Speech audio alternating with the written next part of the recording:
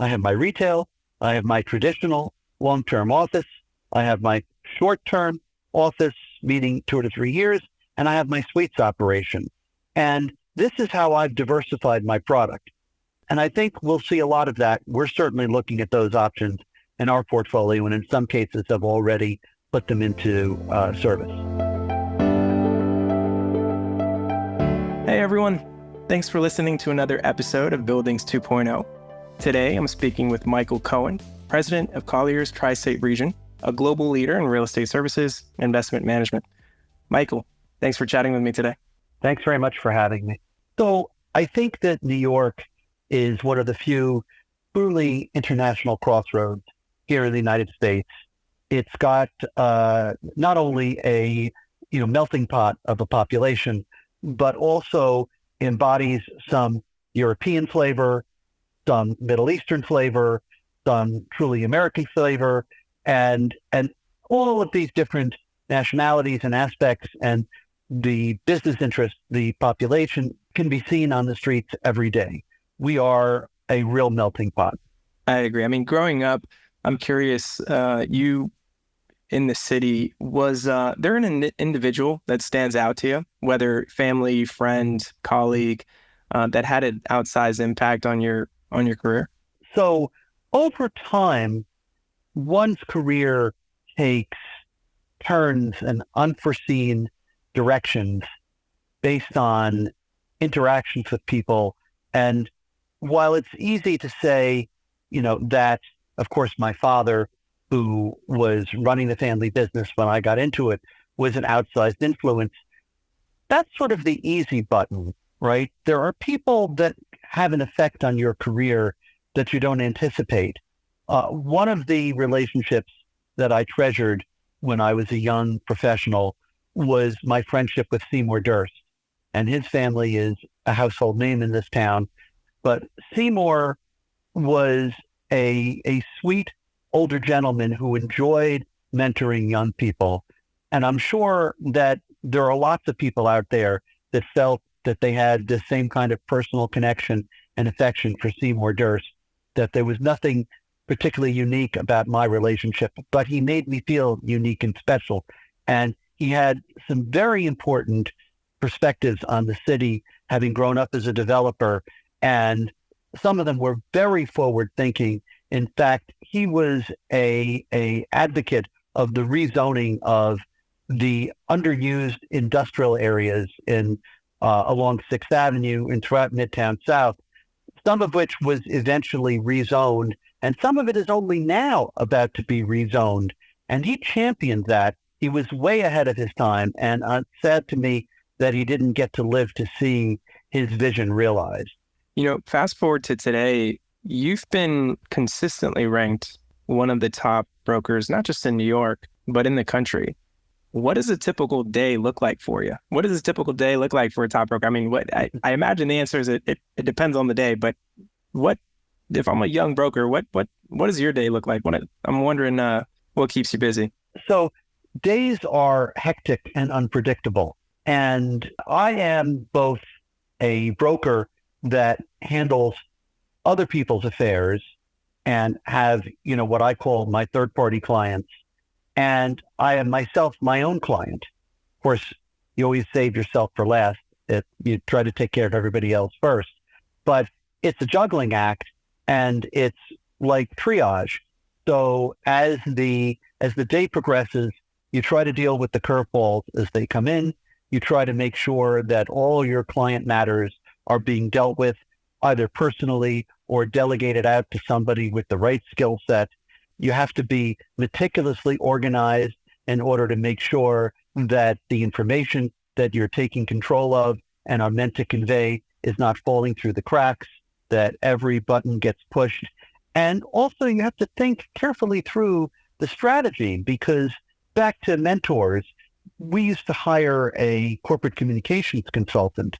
And one of the truisms she taught us was that communication is only 20% content and it's 80% delivery. And if you think that through, you can see how important it is, because you can deliver a statement to somebody, the body language, the intonation, the words that you choose to emphasize can determine whether you're friend or foe. So as the data comes in, you need to process it to say, what story does this data tell? What is the takeaway? And how do I present it, A, persuasively, B, truthfully, and C, in a way that's going to be effective so that we can develop a strategy and a response to whatever as data is coming in. And whether that's a financial projection of a lease or a building or a refinancing we're looking at, or whether that's a floor plan, or whether that's a set of market statistics, every bit of data, and we're in a society now that thrives on data gathering, processing, and presentation. The devil is clearly in the details. And perhaps to double click on this and to put, my commercial landlord hat on, commercial real estate seems to be in a bit of a perfect storm right now, where there's increased housing demand, what seems to be a fleeing from kind of Class B, Class C office spaces, increasing interest rates, making borrowing more expensive, and perhaps I'm not even sure how to pay my mortgage, let alone, perhaps address some of the rising regulations and things like how I'm addressing my emissions and whatnot. If I own let's say a Class B office building in New York, what's top of mind right now? Well, there's no question that just about all along the range of building classes, we're facing unprecedented challenges. Specifically, the Class B owner needs to take a look at the asset and say, within Class B, where does this building sit? Because I hate this phrase, it's overused, flight to quality, but it has some merit. Even within building class, there's the flight to quality, right? So we don't grade the same way they did in high school, B minus, B plus. But one could say that within the class of B buildings, there are the A's of the B's and every gradation downward. And if you're the proprietor of a B building, you need to say to yourself, what makes this particular B building competitive, or is it competitive? And in today's market, what will it rent for? What is the price structure? Because you can throw out the pricing that you achieved prior to the pandemic in the 2019 and prior era. And then what is my cost of capital, and what access do I have to capital? So in a perfect world, the answer is this B is there's still demand for what it represents. It's got the right amenity, the right location, the right configuration, and I have access to the capital necessary to build space and improve the building infrastructure and pay commissions, and I can afford to meet the market rent, whatever that is. And if you can check all those boxes and a handful of others, then you have a viable B building. And the city is full of those. And a lot of the negativity being conveyed about the B buildings is being oversold by folks who own a lot of A buildings and are taking some gratuitous pot shots. On the other hand, if your B building, if you don't have access to the capital, if you can't afford to meet the market rents, if you don't have enough light and air, then you need to say to yourself, what do I have? And what is the future of this building? And in some cases, the dirt is worth more than the building, meaning that the structure there actually detracts from the value, and the ground underneath is more valuable than the ground and building, because what you would put there, what you would replace the existing structure with, is a higher and better use. And that can be very bad news for some investors. It can mean that their equity has been wiped out and that someone else is ultimately going to take advantage of their predicament. On the other hand, it can be an opportunity for an investor to say, okay, it's time for me to take what equity I have in this building, reconfigure it, go raise additional capital, borrow money, and create a residential building or a hotel or with a retail component and perhaps some other commercial component, to rethink it And of course, it's challenging to raise money these days for anything that is real estate related, but there is demand from the general public for housing, for hotels, for retail, and there are solutions to be had if you have equity left and if you're able to raise additional equity or debt as needed. So where the city is going as a result is it's going to be transformative. As I mentioned earlier, one of the hats I wear is the chairman of the Flatiron Nomad Business Improvement District. And if you think about it, it stretches not quite as far south as Union Square, but almost to Union Square, up past Madison Square, through Nomad, and from as far west as 6th Avenue to as far east as Park Avenue South. And if you think about it, it includes the building where Jeff Bezos just bought his apartment overlooking Madison Square Park. It has tenants like IBM and Tiffany. We are, I think, the current vision of the urban center. We are live, work, play, right? We've got the industry. I don't mean industry in the sense of factories or manufacturing, but we have the businesses, we have the retail, the streetscape, and we have the housing. And that model needs to replicate itself throughout the city, where some of these components have gotten lopsided or skewed, and there's not the right kind of mix. Oh, by the way, we also have open space, right? Union Square Park, Madison Square Park, Herald Square. Not that all those are included within the confines of my bid, but they are necessary components. Right. So the metamorphosis we're looking at, which is going to be gut-wrenching for some, perilous for some, but create terrific opportunity for others, that metamorphosis has just begun. And I think there's a lot of optimism about what's on the other side of that metamorphosis, where New York ends up. It always seems to find its way out of these challenges. Well, in your role as chairman of Flatiron Bid, what should the city be doing as a way to facilitate this evolution? Sure. So the city, the good news is that under Mayor Eric Adams, the city has begun. So I'll cite 2 or 3 initiatives, okay? The first is the City of Yes, and that's readdressing some of the regulations that have hamstrung businesses and residences. I'll give you a perfect example. It's been axiomatic, my 40 years in the business, that if a building were to house both residential and commercial, that the residential must be on top of the commercial. I don't know why. I grew up knowing that was a given fact, and I never questioned the logic. But Eric Adams is questioning the logic, and he's saying, why does that have to be a given? That if the 10th floor is apartments, the 11th floor and above, there can not be any offices. No work can go on above an apartment. There's really no reason.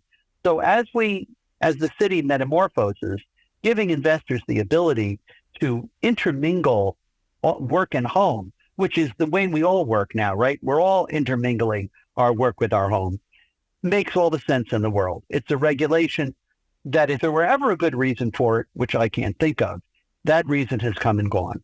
So the City of Yes and changes of that type are very welcome. In addition, harking back to my Seymour Durst comment, there are still buildings in New York City that are zoned for manufacturing. And once upon a time, we manufactured garments and other things in this city, and there was a thriving manufacturing business. Those jobs have migrated to other cities and other countries for reasons having nothing to do with the zoning. And Seymour Durst was, as I said, this was one of his causes to say, the jobs are gone. Why are we clinging to the zoning? And here we are in the 21st century, and there's still zoning that prevents folks from converting buildings in desirable residential neighborhoods to residences, stands in the way. So there's a massive zoning change working its way through public comment right now, which will be followed by Euler. It's the Midtown South rezoning. It's coming out of city planning. It's very enlightened, and it is absolutely terrific. It's going to help with this process. And lastly, the Economic Development Corporation has a few tricks up its sleeve, in particular, some tax breaks available for folks who are intrepid enough to raise 75% of their building's assessed value, to raise enough capital to be willing to invest 75% of a building's assessed value to transform it from a C building into a B plus or an A building. And that's going to be very helpful. So I think that the city, I have to say, I'll give them a pat on the back.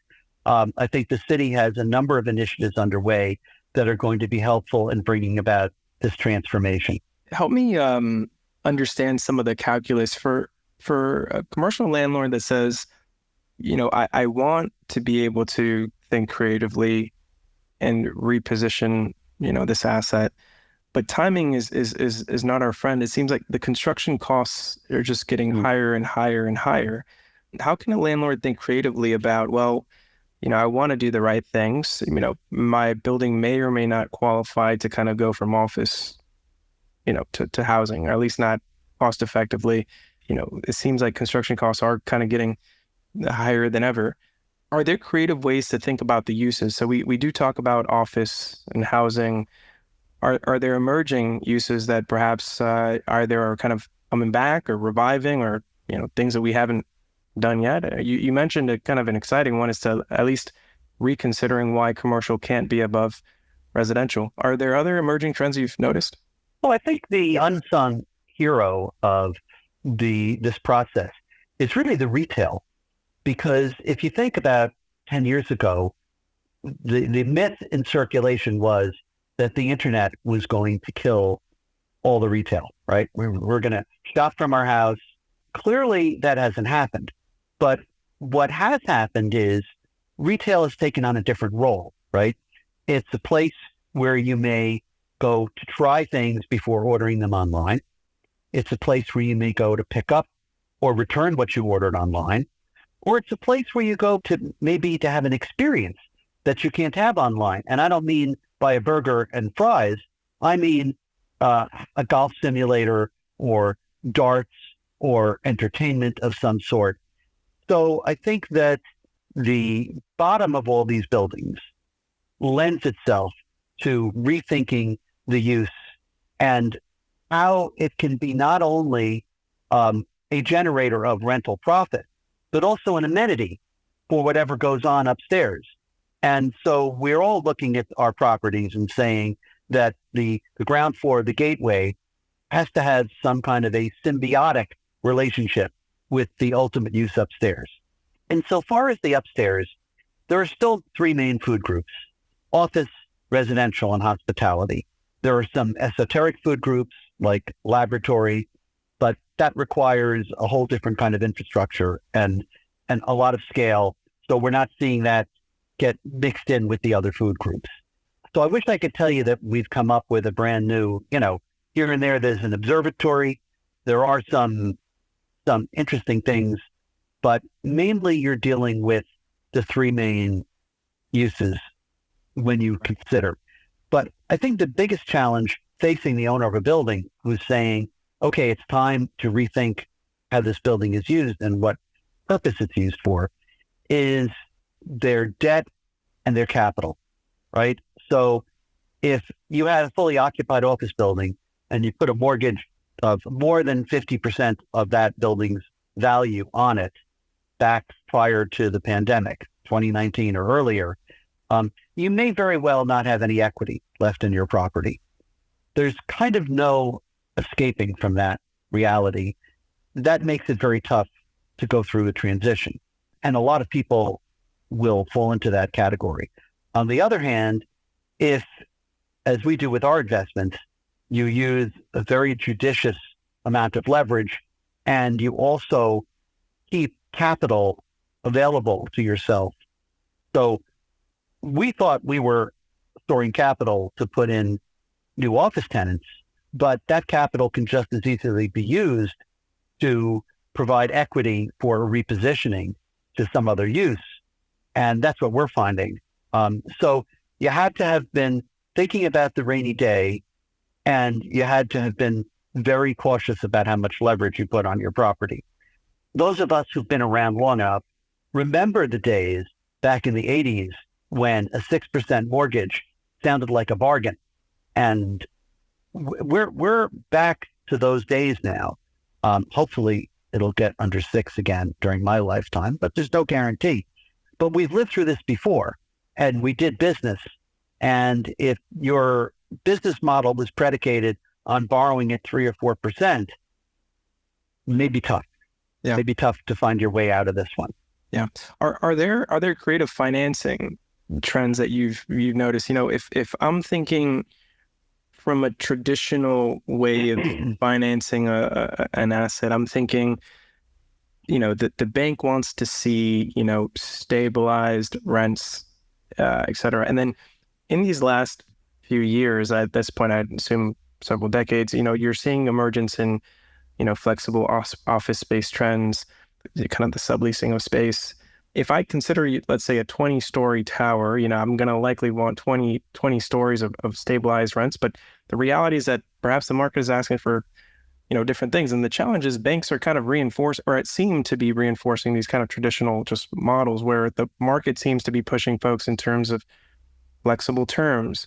Another thing that I'm really curious about is as you see emerging trends like ghost kitchens and kind of fulfillment centers, there's all these kind of new uses that seem to be, in Jeff Bezos' own words, right? Like 10 years from now, I couldn't tell you what technology is going to look like, but what I probably can assume is that people are going to want faster delivery.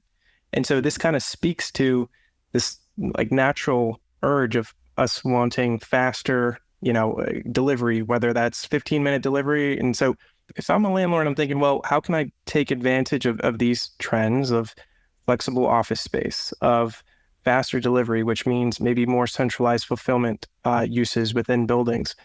That seems to be at odds with how buildings are financed today. Do you see any emerging trends that are better consolidating? So I think talking about the flexible office trend brings up some very interesting lessons of the recent past. And it speaks to the conflict that between the lender wanting that guaranteed income stream and the tenants looking for flexibility. So we tried to solve that going back 10 years ago, pre-pandemic, with companies like WeWork, who entered into long-term market rate leases and then turned around and provided flexible terms to their tenants. And a huge amount of space was absorbed by WeWork and its competitors. And that model turned out to be an abject failure, just terrible mismatch. We did give the lenders briefly the certainty of income stream that they wanted, and the licensees, the tenants occupying the WeWork, the actual companies, got the flexibility they wanted. But the business model was fundamentally guaranteed to break. And the worst expression of it was the so-called enterprise model, where, I have to admit, my own client was Notel, was at the forefront of this. They would lease large spaces, fit them out, lease them for long terms, and then turn around and accommodate tenants who needed a year or 2 or 3 and make a very meaningful spread. But as soon as there was any dip in the market, in the value of the space, or lingering vacancies, because it's one thing to say, okay, what I leased for 80, now I got to lease for 75. It's another thing to say, what I leased for 80, there's nobody out there for the next 6 months, and I'm going to have to carry it vacant. The enterprise model basically killed off the co-working model of the 2010s.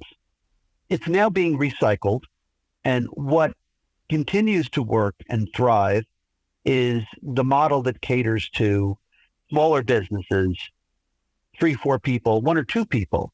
The original, what I'd call the Regis model, office suites.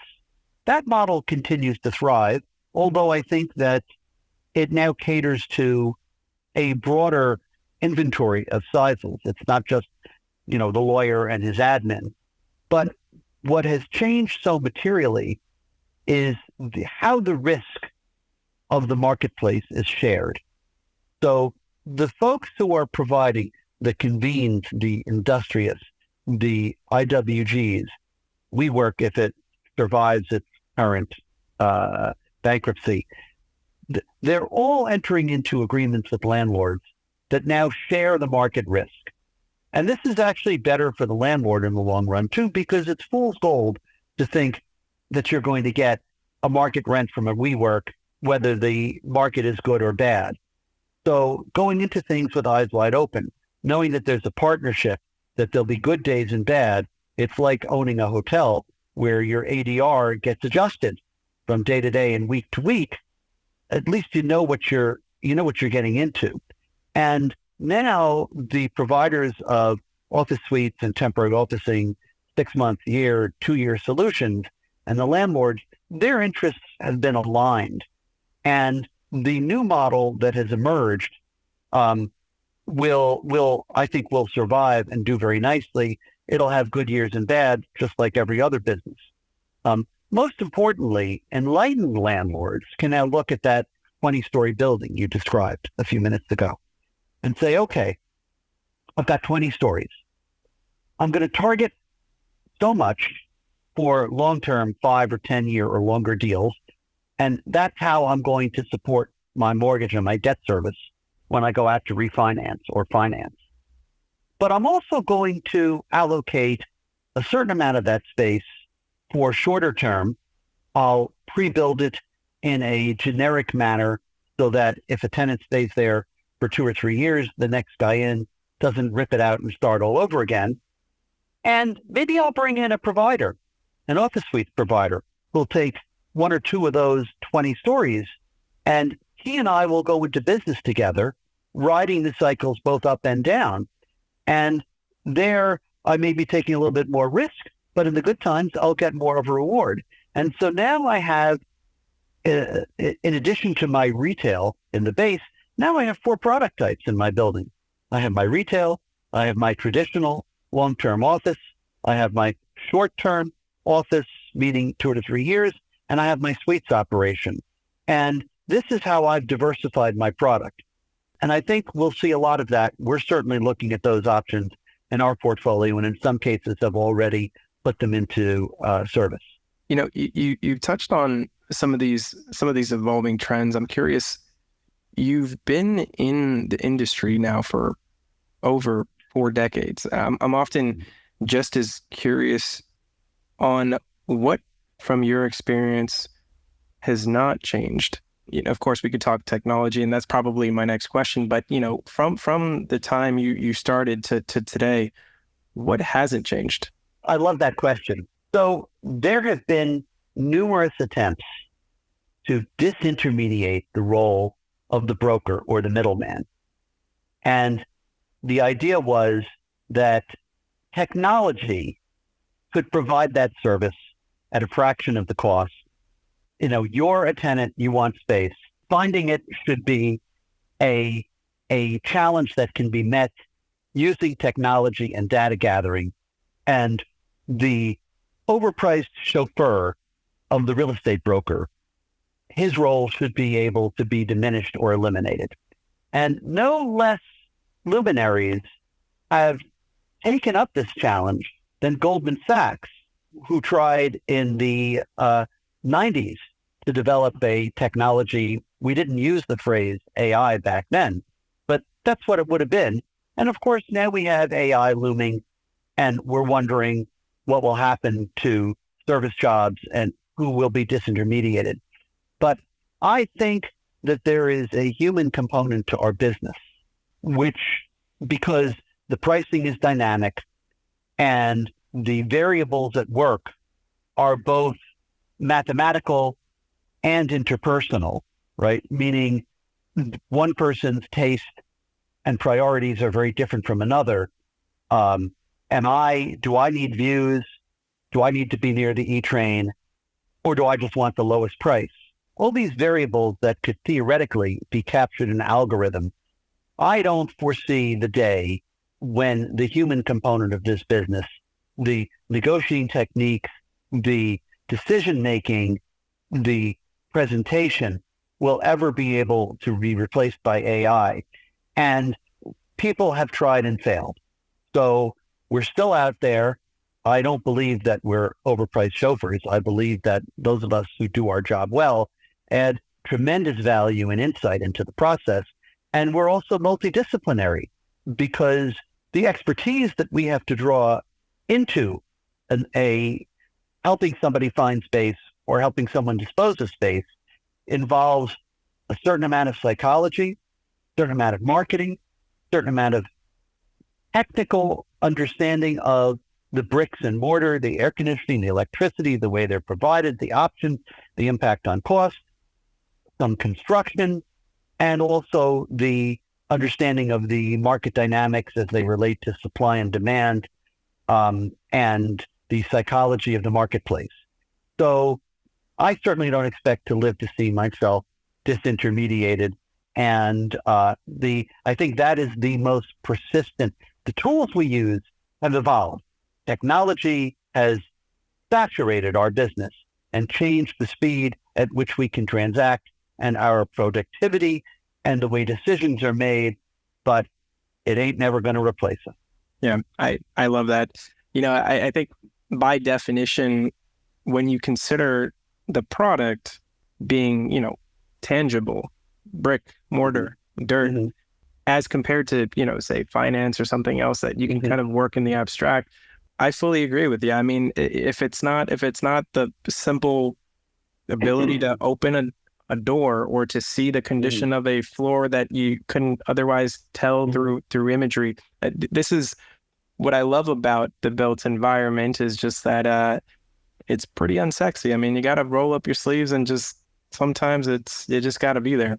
I guess to ask maybe the next question is kind of a different perspective.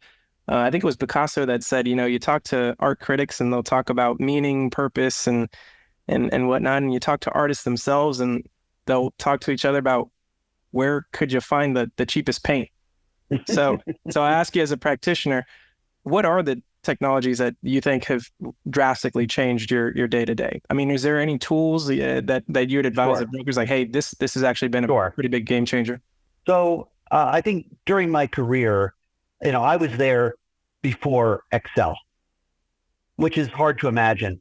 But the ability to manipulate numbers has been the game changer, probably the biggest. And Excel is the obvious tool, but there's also Argus, and there are many other tools that we use. But the ability to forecast, of course, many people will tell you that it's that variability that got so many people into trouble, because once you were able to run an Argus and say, I'd like to assume that rents grow at 3% every year, that opened the door to valuation increases that were taken for granted, but really much more unpredictable than people realized. And I will tell you this, over 40 years in the business, it never grows steady state 3% a year. It's a very choppy and volatile rate of growth. There has been a consistent rate of growth of New York City office, but its predictability cannot be captured in an Argus. That being said, we all use Argus, we all use Excel. It was a game changer. I think the other game changer during my career is the multiple listing service, which commoditized access to, it's the 80-20 rule, to 80% or more of the data out there of what's available. There's still a certain amount that's hidden or available to insider practitioners only, and it'll always be that way. But those are the two technologies that changed the brokerage business. There are technologies that have changed the office environment because, back when I started in the business, most buildings, air conditioning was run off of one or two switches, a million square feet, it's either on or it's off. And when it got too cold, they turned on something called a reheat coil, which meant that the air that had been cooled and was being blown onto the floor was now heated because it was too cold. So you wanted to temper it a little bit, we'll make it really cold, and then we'll use a little more energy to heat it back up. such a thing would be unthinkable today. So that's just an example.